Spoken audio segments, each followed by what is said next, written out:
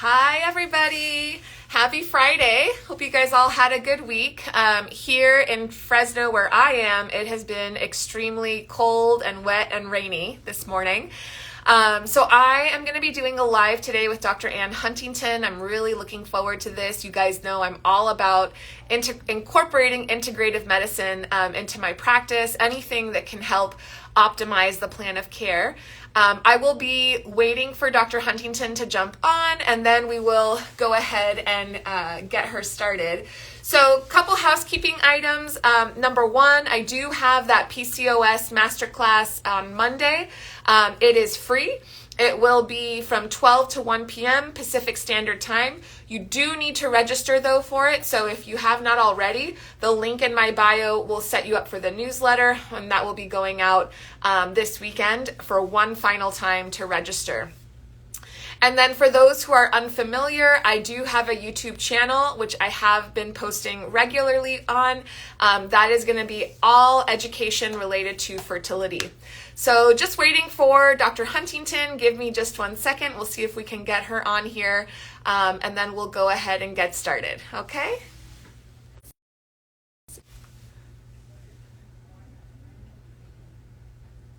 All right, so I see that Dr. Huntington joined, and let's see about getting her on.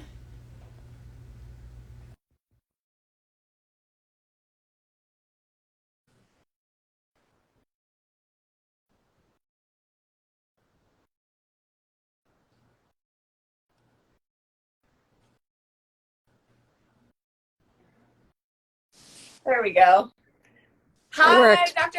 Huntington, how are you? Hey there, good. How are you doing? Good, good. I'm so grateful to have you here today. I was just mentioning before you hopped on that I am just such a fan of adding integrative medicine to my practice and anything that can help optimize my patient's treatment journey. Especially in fertility, I feel like we're just, starting to dip our toe into some of these integrative practices. So thank you so much for being here today. We're going Exactly. to let my followers jump on slowly. So as the system works through letting them know that we're on, if you could please just go ahead and introduce yourself. I know your background, you're actually board certified internal med, right?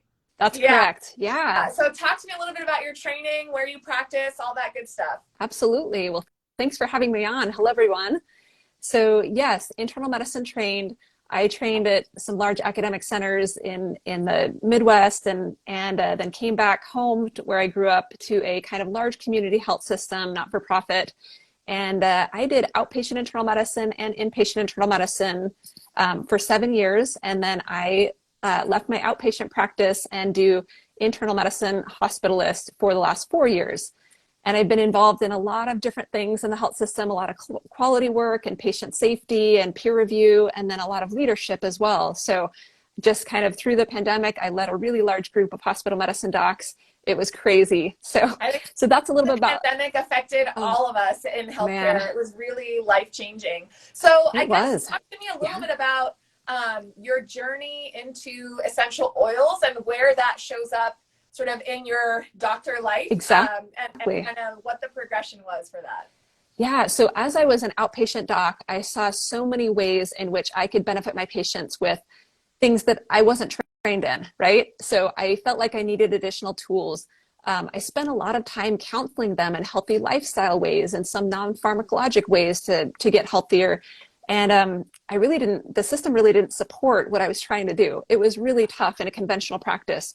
But I learned a lot about lifestyle medicine, as many of our listeners know, whole food, plant-based diet, exercise, stress reduction, adequate sleep, all of those things. But I was always interested in all the, supplements that my patients were showing up to clinic with, right? Sometimes they would show up with, 15 supplements, and I felt at a loss. I didn't know, oftentimes what they were for, what the evidence was, what the safety was. And as a doc, I was concerned about, drug interactions and all of those things. Sure. So I tried to learn as much as I could, and I tried to really share, the evidence behind it, and I was being super conservative, just being cautious. I even had a patient who told me in clinic that she used essential oils, And I remember looking at her kind of in the exam room and just thinking, wow, I don't know anything about this. And I really said, I don't know anything about this. I know they maybe can cause some skin irritation, but I don't know the research. I don't know how safe they are. And I really couldn't help her at that time. And then later, a few years ago, I had another experience where it's kind of simple, but my kids they were sick one day, right? They had a cough, they had some congestion. I knew all of the over-the-counter stuff, and I knew it was self-limited. I knew it wasn't a big deal, but I knew it could be a rough few days. And so I decided to reach out to someone. For whatever reason, the light bulb went on. The idea came into my mind to reach out to this person and say, hey, is there something from an essential oil standpoint that could help? So she sent me home with a diffuser, which is kind of a little water reservoir that can help these vaporize into the air, and some little samples of essential oils. And I took them home. She taught me how to use them, put them in my kids' bedroom when they were going to sleep, kind of tried it out on myself first to kind of diffuse this. And they were, kind of congested and coughing, and I knew it was potentially going to be a rough night. And they just kind of started diffusing. And within a few minutes, I kind of hung outside, in the hallway to see if anything. I didn't think anything was going to happen. I was really, doubtful at that point. But they, their congestion subsided some, and they stopped coughing, and they did not wake up a bunch of times in the night, and they felt much better subjectively the next morning. And I knew that was my own anecdote. That was my N of one, right? And as a clinician, scientist, as we all are, I was cautious about, kind of making any significant conclusions. But I knew that I saw in that moment the significant improvement that wouldn't have happened otherwise. I realized they were biologically active. So I started taking a deep dive into the research, into the safety, especially as a doc worried about safety, and trying them out more at home. Some also experimented, and then I had patients certainly that would come to me and they were asking, they were already using them oftentimes, and so we would talk about their experiences. So it kind of just evolved organically, where I was just like, wow, this is something new that I never had before. It worked. How do I get it to work more? And what does the research show? And how safe are they? So that was kind of that journey a few years ago that I started taking. And I also view it like one more tool in the toolkit, right? Like, absolutely. And along with supplements and along with lifestyle, a lot of this stuff is sort of low cost, hopefully low side effect profile. Yep. And so it's kind of a why not, when you have that safety behind it. Yep, absolutely. So for those like myself who really have no previous exposure to essential oils, I guess I'm going to start with something really basic, which is just what is an essential oil and how is it used? The only thing that comes to mind for me is a recent Netflix documentary. I don't know if you saw it, where they talk about the overuse and the abuse of essential oils. With patients really, or I should say people really not knowing how to take it. And so just kind of doing all different things with it.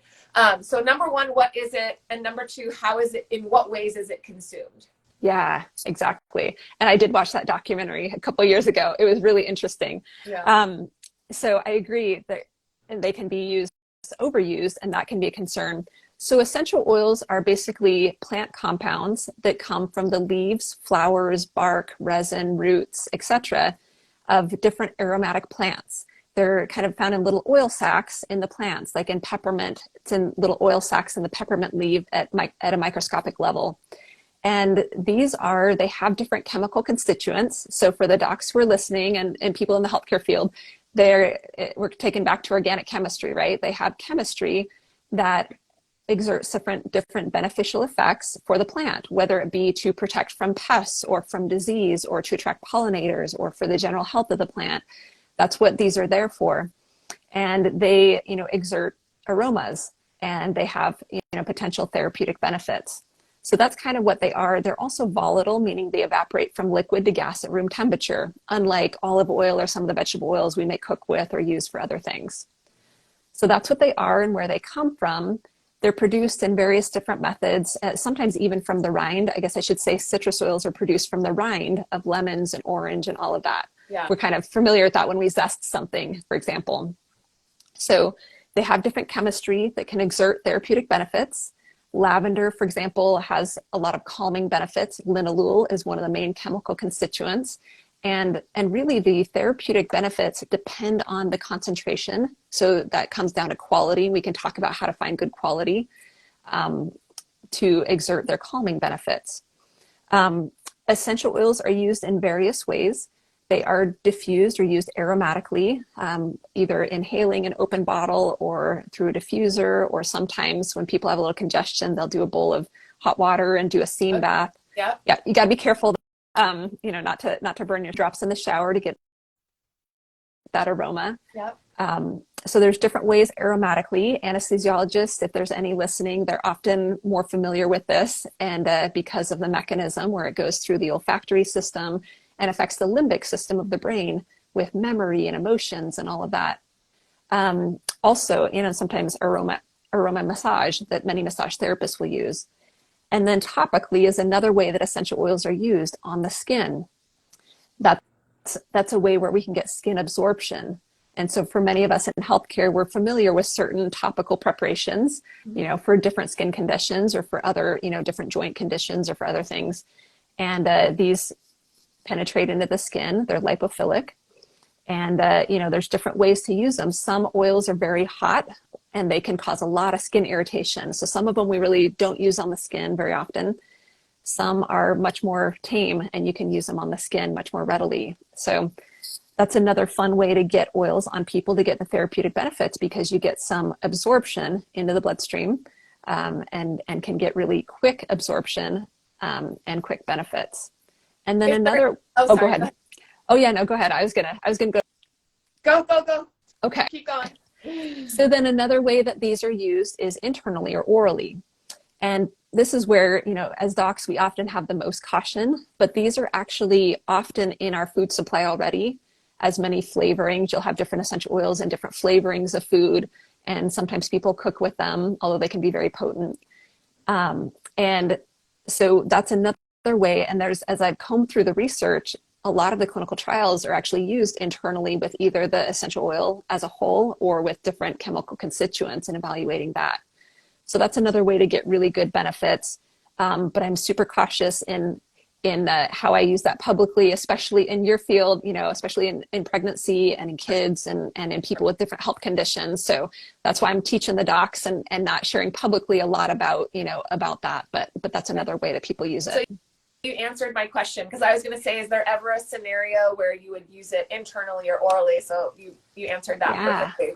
So aromatic or inhaled, topical, and then in some specific scenarios, possibly internally or orally.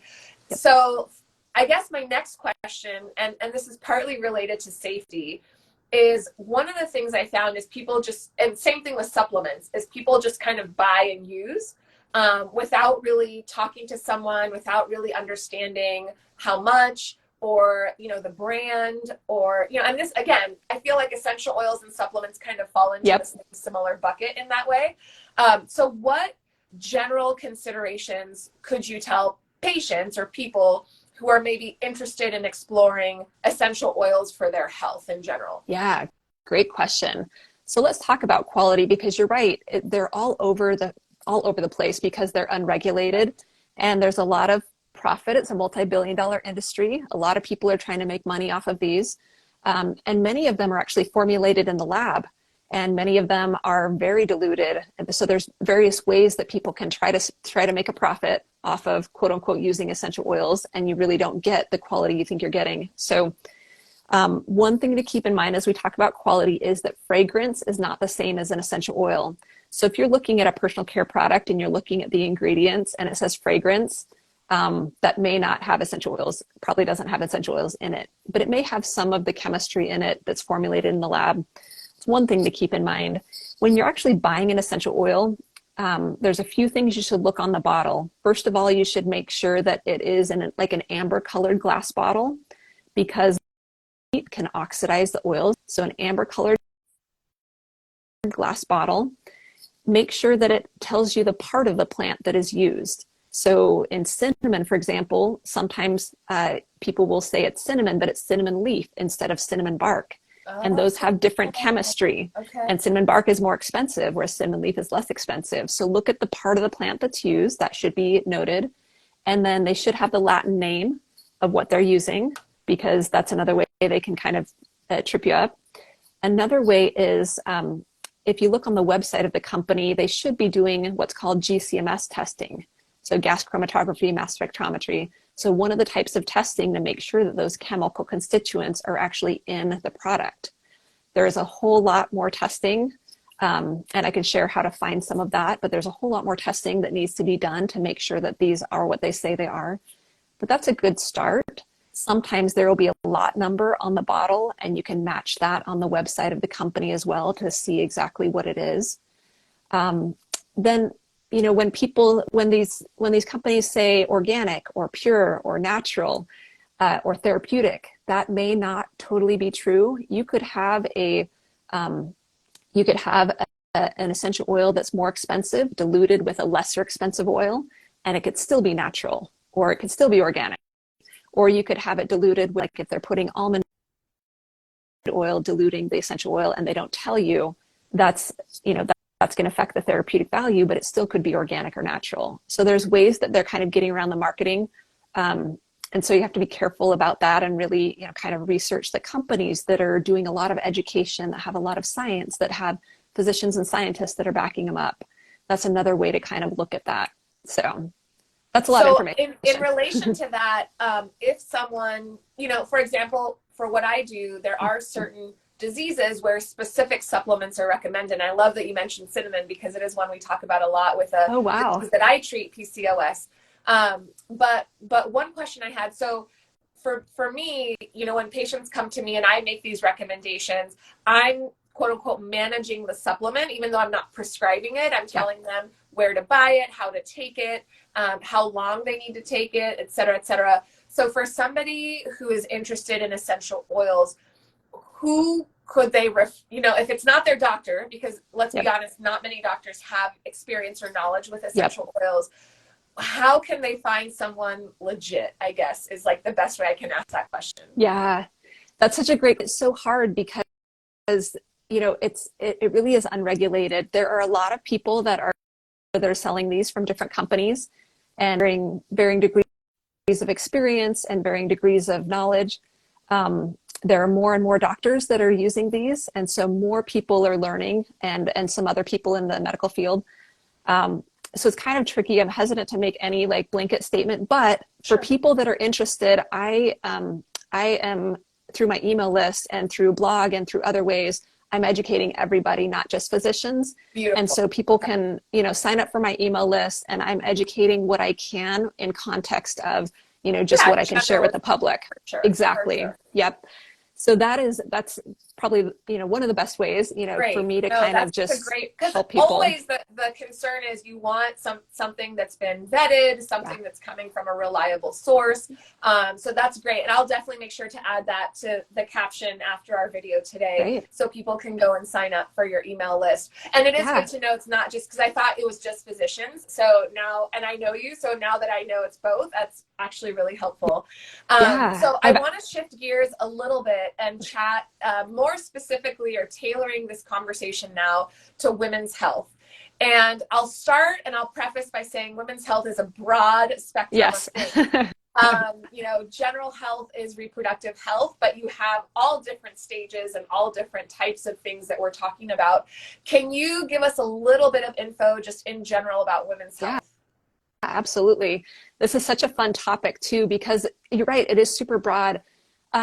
When I typically talk about women's health to the public, it's going to be different than when I talk to doctors in a medical course. But we talk about mental health, first of all. Mental health affects so much of what we do. And, you know, when you talk about what you do specifically, and then so many aspects, I think mental health is huge. And this is an area where essential oils shine. Really, there's a ton of research on lavender for mental health. There's a ton of research on other things. And so that's really one of the best ways to help improve mental health in a, you know, and again, we're not giving medical advice, or we're not, you know, saying that these can treat anything. You know, I still have people, you know, go with their doctors and talk about this, but that's one way where this can have huge potential. And then, you know, I certainly add all of my women's health recommendations in the context of lifestyle and then context of healthy nutrition. And sometimes people need extra nutritional supplements to bolster what they're getting through food, because our food is so depleted often of nutrients. And then, there's certain ones for different menstrual, cramps. There's certain ones that we use. And there's some that we don't use in pregnancy. So like clary sage, for example, can increase contractions. We don't use that in pregnancy, but you could use it in labor. So there's certain situations where, in the labor and delivery departments, people are using certain essential oils to make that experience better. And then in the postmenopausal realm, there's also ways that we can use these to help women get through that a little more comfortably. So there's kind of a whole host of ways. Even in the metabolic realm, as you're talking about cinnamon, there's ways that we can help people, improve their metabolism and improve their metabolic benefits.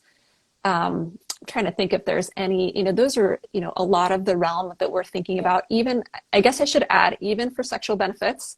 And this is going to, there's some ways that we can help. Spark a lot of interest there. Exactly. No, but I think one key thing that you said is that, or one key thing that I'm taking away from what you're saying is that there's not one like magic thing for fertility or one magic thing for women's health. And in fact, there is actually things that shouldn't be taken during certain stages of a woman's life. So I think that's really important as a takeaway. I remember interviewing a meditation expert. Sorry about that. Let me turn that off. Apologize. But I remember talking to someone who was a meditation expert, and they were saying that there's actually certain meditations with breath work that are not recommended for patients trying to get pregnant. So something as benign or as harmless that you would think as meditation still has its own indications. So I think that's a really important takeaway. Just because it's over the counter or just because it's not prescribed doesn't mean that it doesn't have its specific indications. Absolutely. Yeah, you're absolutely right. Our bodies are so amazing. So many different, pathways, so many different processes and different things can affect in different ways. So yeah, it does take a lot of education. That's why I've done such a deep dive, and it's taken me so long. And I kind of just wanted to share now what I wish I would have known a few years ago, because there's so much nuance to what we do in medicine and in integrative medicine to help people get really great results. Absolutely. So are you, in terms of what you offer, are you coaching lay people, or are your courses mainly for physicians, and so then people are just being educated in the email? Can you tell me a little bit more about what it is that you do? That's a great question. And this has evolved in the past, and this is going to continue to evolve, because I have had so many people want me to help them, from all different professions. So I have experience, coaching lay people as well. I've done that in the past. I know how to do that. Right now, I'm focusing right now on a course for physicians that is virtual, that's CME. It offers CME, and it really helps my colleagues learn the science, learn the research, learn the safety, learn the therapeutic benefits, learn what their patients are already using these for, right? So they kind of know. Yeah. And then, through email, through blogs, and through, probably, I don't know if I should hold myself to this, but probably start a YouTube channel, right? To kind of help educate and get the word out there. But then I'm after this specific first part of my course, I'm offering kind of a consulting panel, because there's so many docs that actually want to get these into their practices and help educate on a much bigger scale, so I can kind of fine tune it to their specific practice. And then there's ways that we can educate, there's other ways that we can educate the lay public, patients on a broader scale as well, that I'll kind of share in the future. So for now, people should join my email list, and that's kind of the best way to keep in touch. And then on my website, there will be a blog as well to kind of keep learning. Okay. And then I do have one more question. I know you cannot recommend or endorse a specific brand, but are there known brands that are more serious or not? And I know this comes back to the safety a little bit, but if someone's interested in exploring this further without giving a specific endorsement, like, are there a couple companies that are standouts from others, or what is your take on that? Yeah, that's a great question. I've been asked that a lot. So you're right. I'm kind of staying unbranded publicly for now, because I want to really just, educate people on what these are. There are a few companies that are doing this quite well. And again, when people are searching out these different companies, there are some that are really educating a lot on the science, that are educating a lot on, there's huge education on what the essential oils are doing. They're also really focusing on how they're sourcing them. So looking for ones that are supporting some of these, many often small family farms that are really growing them in the best place around the world where they can grow. Look for companies that potentially have a medical board of physicians that are helping, that are really heavily, that are maybe citing research studies and that are really heavily invested in the research. So basically, and then look, like the more go ahead. transparency, the better, it sounds like. Yeah, I think so. And then one other telltale way, and this is on my website too, talks about the testing. Look for companies that talk about the testing beyond just GCMS, because there's so many tests that should be done to kind of rule out the contaminants and the adulterants and all of those things. So that's another way, and my website kind of shows that some of those tests that should be done. So those are kind of ways for people to look. And this is just a personal curiosity question. Is there an average price point for an essential oil, or is it vary by company or by like type of essential oil, or just out of curiosity, what is that like? That's a great question. So it depends on how expensive it is to produce the essential oil, right? And it also depends on the quality. So you could find a $5 lavender or $5 something at the supermarket, and you're probably not going to get a therapeutic brand. In general, the citrus oils are less expensive. They're easier to produce because they don't take as much of the plant. And so those might be in the $10 to $20 range, depending on the size of the bottle. And then maybe peppermint and lavender, for example, are maybe in the $20 to $30 range. Again, this is for a bigger bottle where they have like 200 drops and you can use them for like 90 days, depending on how, they'll last for months potentially. Frankincense is one of my favorite all-time go-to essential oils. It can be used in so many realms, but it's quite expensive. So maybe, in the $70 range. I've never heard of frankincense you haven't? Before. What is that? Oh, it's amazing. So it's a resin. It's like a gum resin from these ancient trees in Africa and the Middle East. And it has really significant antioxidant properties, anti-inflammatory properties. So that's a big part of my course teaching, on frankincense. It's really fun, really cool. Yeah. And then even rose, for example, or Melissa, those have really great properties, but they take a lot of the flower to produce. And so I don't even have a bottle of straight rose because it's like over $200. Gotcha. So they, depending on, how expensive it is to produce, but that's kind of a rough estimate. Got it. No, that's super helpful. So Dr. Huntington, I have learned a lot today. I will definitely be checking out your email list and your website. But if people want to go, can you just tell us exactly where to go, name of the website? I know you're here on IG. I'll definitely add that. But just give us some details of where we can find you and how we can work with you. Yeah, absolutely. So my company is Give More Naturally. And as we said at the beginning, it's really an effort to give more tools, more help, and more hope. So givemorenaturally.com. And then there's a way to, from that area, you can sign up for the email list. And then for docs that are interested, physicians, pharmacists, and dentists, you can join our wait list for our next course that'll launch in April. And then those are kind of the best ways. And then I'm on Give More Naturally on Facebook and then on Instagram as well. So Give More Naturally, guys. You heard it here. Dr. Huntington, thank you so much for your time today. This was awesome. Thank you so much. It was really fun. I appreciate it. Okay.